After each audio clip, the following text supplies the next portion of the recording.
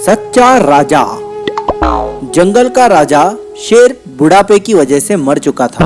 अब अगला राजा कौन बनेगा, इस पर सभी जानवर विचार विमर्श कर रहे थे।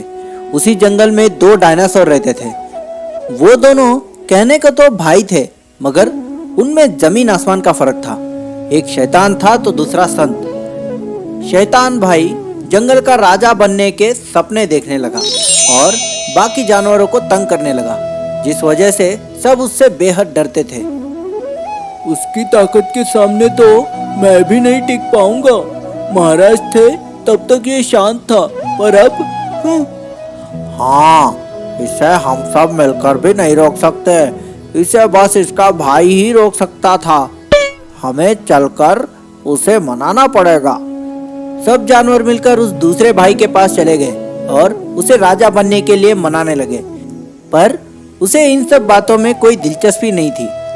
इसलिए उसने उन सब को मना करके वहां से भेज दिया। जब ये बात उस दुष्ट भाई को पता चली, उसका गुस्सा 7वें आसमान पर पहुंच गया और उसने एक एक करके सब जानवरों को चोट पहुंचाना शुरू कर दिया। मेरे खिलाफ जाकर बगावत की, मेरे ही भाई को मेरे खिलाफ करने की कोशिश की। अब एक एक को इसकी सजा मिलेगी, किसी को जिंदा नहीं छोड़ूंगा।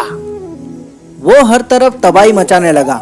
सारे जानवर उससे बचकर अपनी जान बचाने लगे। तभी बंदर ने सोचा, यही सही समय है दूसरे भाई से मदद मांगने का। अगर अभी कुछ नहीं किया तो पूरा जंगल और जानवर बर्बाद हो जाएंगे। हमारी मदद करो, तुम्हारा भाई हम सबको खत्म कर देगा। अगर आज तुमने कुछ नहीं किया तो ये जंगल नष्ट हो जाएगा।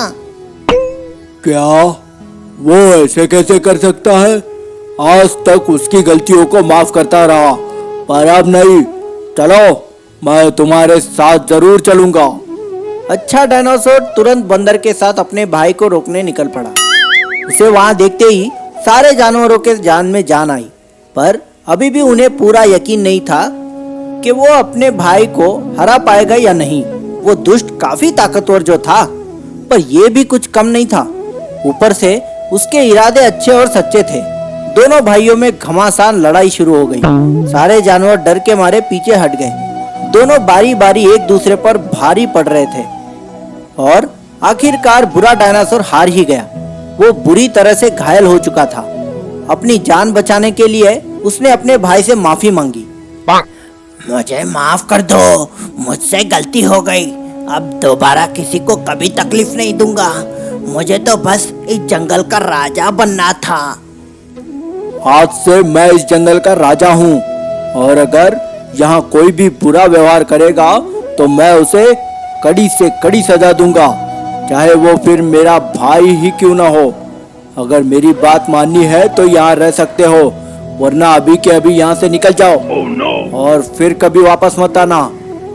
शैतान डायनासोर ने अपने भाई की बात मान ली और सबके साथ अच्छा बर्ताव करने का वादा करके वहां रहने की इजाजत मांग ली।